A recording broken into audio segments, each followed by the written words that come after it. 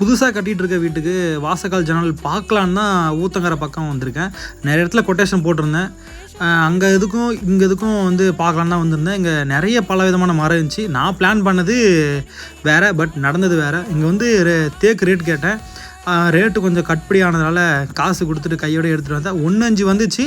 அப்படியே நான் பார்க்கலான்னு தான் வந்தேன். அதனால் அப்படியே பசங்கிட்ட ஃபோன் பண்ணி உஷார் பண்ணி ஒரு 50 ரூபா ஏடிஎம்மில் எடுத்துகிட்டு வந்து பே பண்ணிட்டு எடுத்தாச்சு.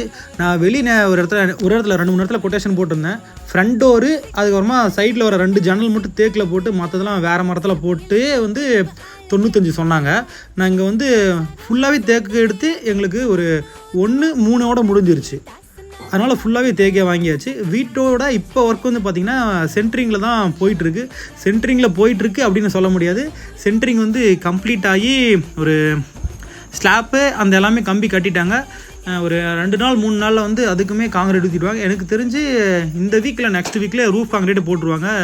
அது நம்மளுக்கு தெரியாது, ஏன்னா அது எவ்வளோ ஸ்பீடில் நடக்கும்னு தெரியாது. நான் நினச்சது நார்மல் மரமே போட்டுடலாம், ஃப்ரண்ட்டுக்கு மட்டும் தேக்கு போட்டு மற்றலாம் நார்மல் பிளான் பார்த்தேன். ரேட்டு கொஞ்சம் கட்டுப்படி ஆனதுனால ஃபுல்லாகவே தேக்கே போட்டாச்சு.